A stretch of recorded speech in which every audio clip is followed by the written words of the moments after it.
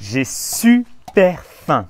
Pas vous? Comment diminuer vos fringales quand on commence un rééquilibrage alimentaire ou un régime? D'ailleurs, le régime, je vous déconseille d'en pratiquer. Privilégiez toujours une solution pour le moyen terme et le long terme. Ce sera beaucoup plus efficace et beaucoup plus productif pour vous et ça engendrera beaucoup moins de frustration. Voilà, donc comment diminuer les fringales quand on commence un rééquilibrage alimentaire? Donc la clé de la réussite, je ne vais pas vous faire du suspense, je vais aller droit au but, c'est de maintenir votre taux de sucre dans le sang le plus stable possible, sans lutter. On ne lutte pas contre les fringales. Quand on a des fringales, il est impossible, à moins que vous soyez surhumain ou le couteau sous la gorge, de résister. Et qui dit fringale dit multiplication du risque, on va dire, de manger des aliments industriels, des aliments malsains. Pourquoi? Parce que le corps humain aime le plaisir.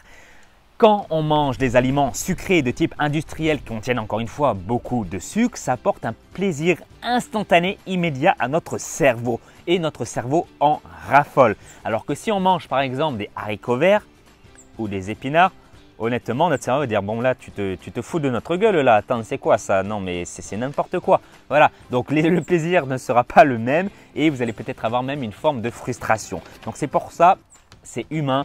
On se dirige toujours vers des aliments riches en glucides, des aliments riches en sucre et notamment les produits industriels comme les Kinder Bueno, les brioches, le pain, tout ce genre de choses. C'est tout à fait humain.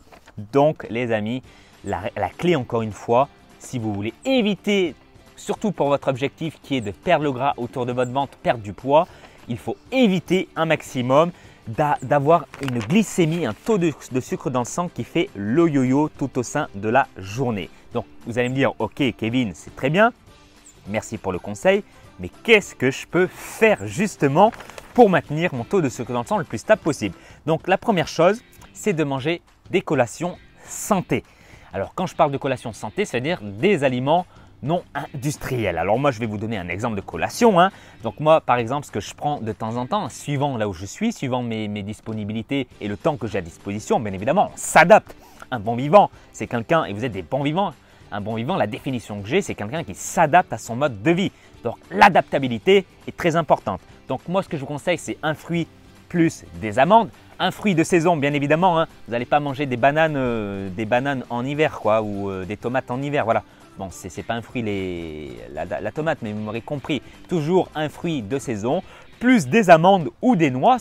Voilà, ce sont des oléagineux. Ça va permettre de maintenir votre taux de sucre dans le sang possible et surtout d'avoir une collation équilibrée. Glucides plus lipides plus protéines. Voilà, ça les amis, c'est super important. Donc moi, je vous conseille de prendre votre collation, une collation soit à 10 heures, surtout si vous commencez, soit à 10 heures et également, super important, indispensable à 4 heures. Et si jamais vous avez malheureusement la mauvaise habitude de vous coucher tard, c'est-à-dire après 23 heures, il se peut que parfois vous avez des fringales. C'est tout à fait possible, ça m'est déjà arrivé, c'est pour ça que je vous en parle.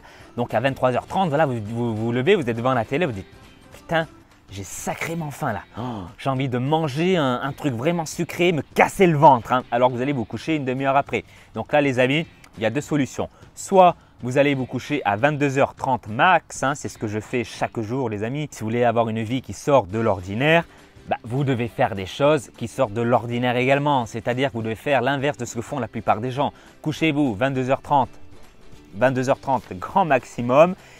Et si jamais vous n'avez pas la possibilité de le faire ou que c'est dur pour vous, parce que vous n'êtes peut-être pas assez motivé, prenez une collation également à 22h30. Prenez une collation également et essayez une collation assez saine.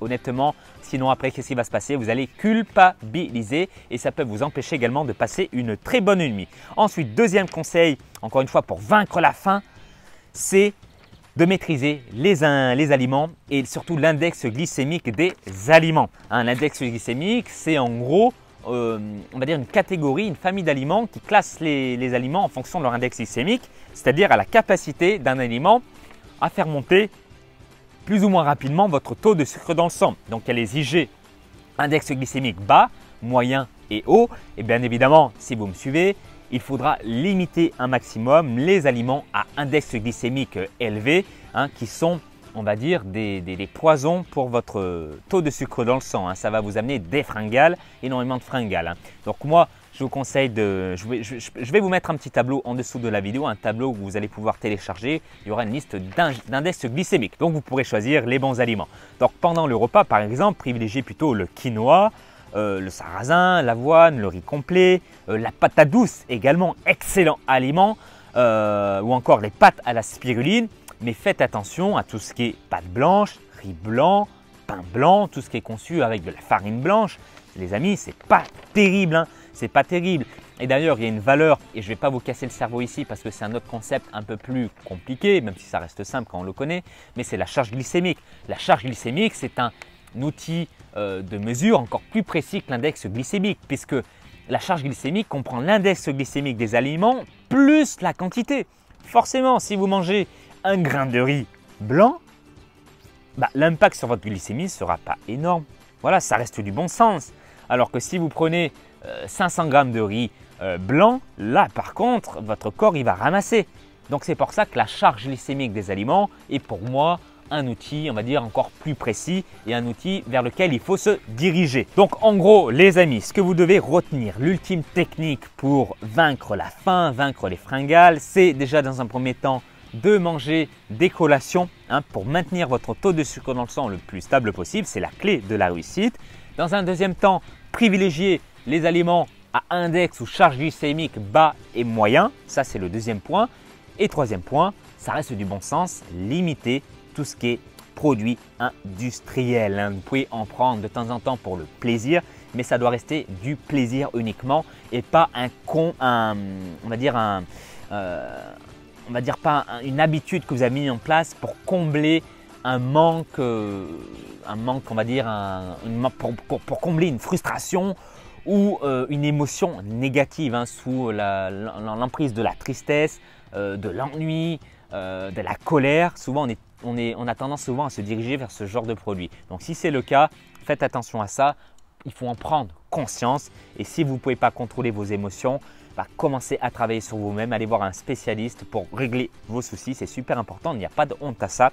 Ok les amis, donc voilà les bons vivants, j'espère que cette vidéo vous aura plu. Donc si vous êtes motivé pour perdre le gras autour de votre ventre, je vous ai préparé un guide de nutrition où je vous donne les 8 recettes pour perdre rapidement du ventre. Vous pouvez retrouver ici en dessous de la vidéo ou ici dans le i comme information si vous êtes sur le portable, sur l'iPhone ou le Samsung.